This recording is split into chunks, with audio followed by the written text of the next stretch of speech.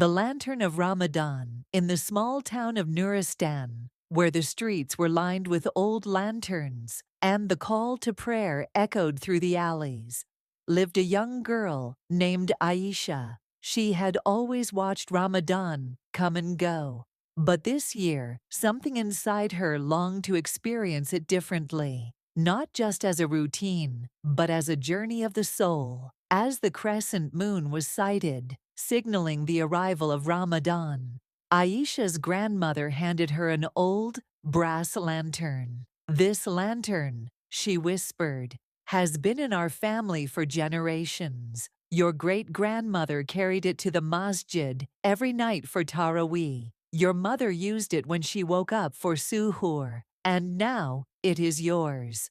Aisha took the lantern carefully, feeling its cool surface. "But Grandma," she asked, "how can a lantern change my Ramadan?" Her grandmother smiled.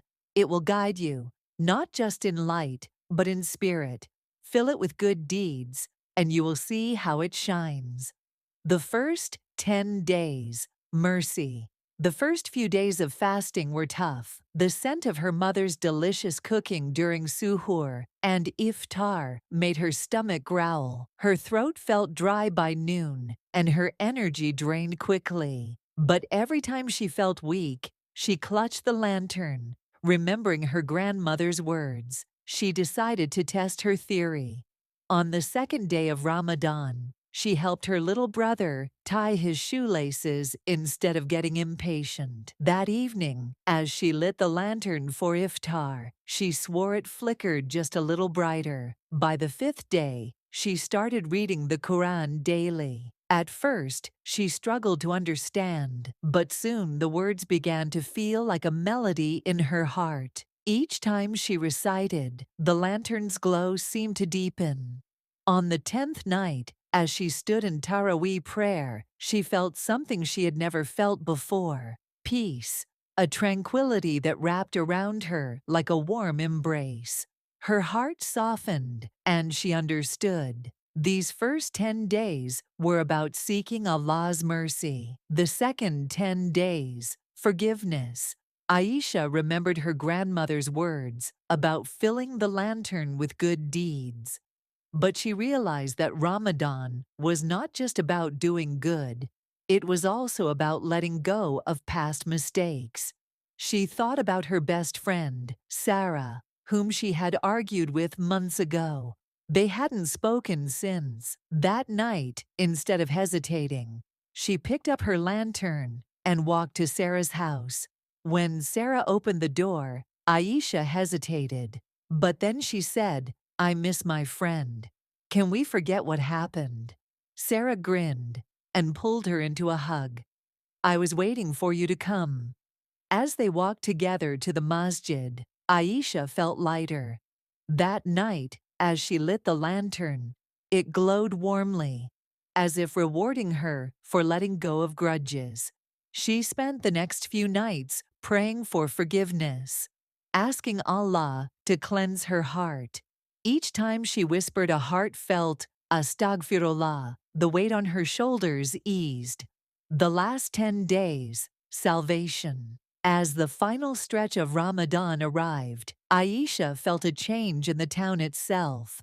The nights grew livelier, the masjid filled with people in itikaf, and an unspoken urgency filled the air. Everyone was searching for something greater than themselves. Aisha stayed up on the 27th night, hoping to catch Laylatul Qadr. Her grandmother had told her it was the night better than 1,000 months. As she held her lantern, she made dua with all her heart, for her family, for her friends, for those who had less than her, and for the strength to carry this feeling beyond Ramadan. And then something extraordinary happened.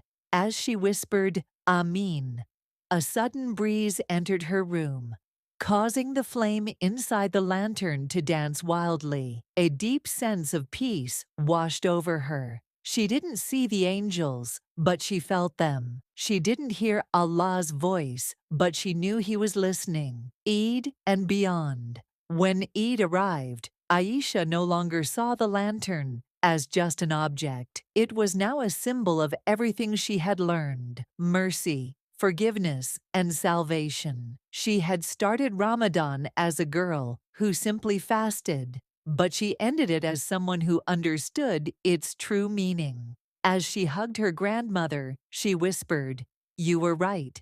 The lantern did change my Ramadan." Her grandmother smiled and kissed her forehead. "No, my dear, you changed your Ramadan. And that is the true light that will guide you for the rest of your life." And from that year onward, every Ramadan, Aisha made sure to light her lantern, not just with fire, but with faith.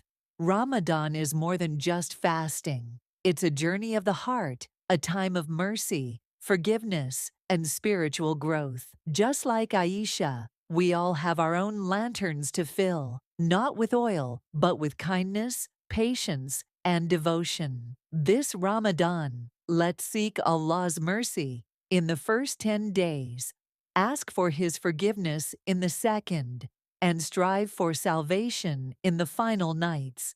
Whether it's through prayer, charity, or mending relationships, every small act adds light to our path. So, what will you fill your lantern with this Ramadan? Let's make this month one of true transformation. May Allah accept our fasts, our prayers, and our efforts. Ameen. Don't forget to like, share, and subscribe for more inspiring content. Ramadan Mubarak.